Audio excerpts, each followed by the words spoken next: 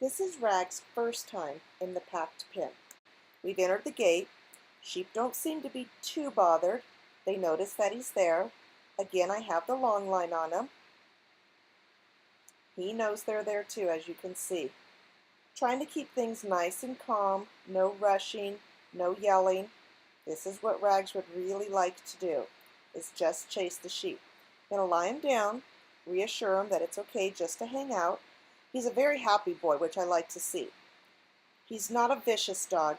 He's just a little keen for his age right now. Doesn't quite know how to control the drive that he has. So we're going to just keep walking around, letting him know that every time he's around livestock, he doesn't have to work, doesn't have to chase. There's a time and a place. I'm waiting for his body language to relax. Sometimes just hanging out and looking at things. He's thinking about lying down on his own. Walking towards him without charging. Again, look at his tail. He's really happy to be here. This is not a stressful moment for him. The sheep split. I'm going to take advantage of it and walk right through the middle of them. You can see he's kind of like, what? What happened there? I really like to walk through the middle of the sheep when the opportunity arises. Sheep are getting a little anxious. Rags lies down. I'm going to try to see if we can't go through the middle of him again. He's nice and close. He's not yanking on the lead. Oh, spoke a little soon. But it still wasn't bad. I wanted him to know that even though he got fussed at, that it wasn't that bad. Again, very happy dog. We're going to hang out and just relax. This isn't about working fast. This is about a lot of patience. Teaching him that he can come in close without responding to it. Down the road, this is going to pay off really big. Looks like I'm looking for a split so I can try to call him through. We've got him really packed in here. This is difficult to do. I'm letting him know that it's okay. I think he thinks it's a trick. Why would I allow him to come in so close? His body language is nice. The sheep didn't quite want to split for us. We need to spread them out a little bit more. They really feel him in this ring. Even though they're not running around, they really feel his presence. We have really dog-broke sheep in here. I don't want anything squirrely and crazy that's going to set this dog off. A lot of times everybody thinks that we need to set our dogs up for things. If we have a chaser, then we want to use fast sheep. That is really, really incorrect. What you want to do is you want to change the behavior and not create more bad behavior.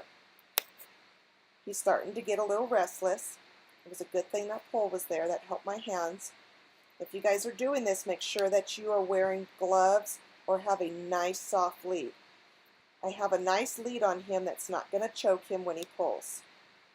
Nice split. Beautiful, beautiful body language. He's still questioning kind of what happened there, but he's not anxious about it. This is going to pay off. I just know it. I've done this with several dogs. I handle a lot of big breeds. Shepherds, Turfs, Malinois. We own a Picard. We did this a lot with the Picard at the beginning. And now she's a fabulous working dog. You're going to see her at some of her beginning stages and see her start until her trial career. Rags here is a phenomenal dog and has the potential to go really far. I'm going to fuss at him. I'm not going to make a big deal. He's more body slamming them than putting his mouth on them. He just has to learn to settle down. This takes a lot of time. The more you can do this, the better it's going to be. I always say it's the first day at Disneyland for this type of a dog. They're so excited and they want to go on every single ride that they can hardly control themselves. After they've been to Disneyland a few times, oh, Space Mountain's not that big of a deal. Or the Matterhorn has too long of a line. We're going to go somewhere else. And that's kind of what we're doing to the dogs here, that we're making this not such a big deal.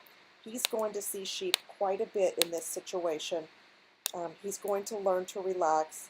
We're going to take the chase and the overdrive, hopefully minimize all of that. We don't want to take it out of him, but we just want to minimize it and control it. We do have to remember that we're working with prey drive, and his prey drive is telling him to chase and possibly kill. I've never had a dog kill a sheep, so I've been very fortunate with that. I'm sure it's capable of happening. If that's the case, I would have to question if I want to trial with that dog or not, or continue. Sometimes accidents happen, and sometimes we just have a dog that's just too keen to trial.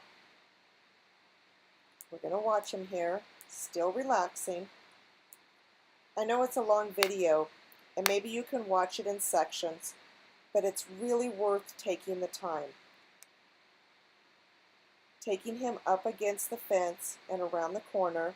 He's surging a little, so I'm letting him know that that's not the behavior. He is walking out in front of me, which I like. That means he's thinking on his own. But I do have the line on him, and I'm a little bit more in control.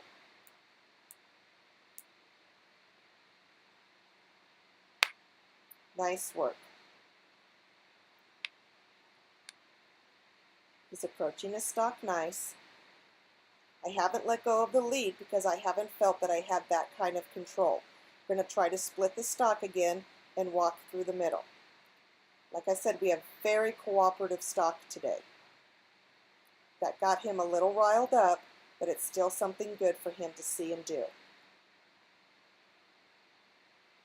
We're just going to sit here and relax for a minute. He took that down on his own. Let him stare at his sheep. Keep his confidence up, but keep him relaxed. What a nice boy.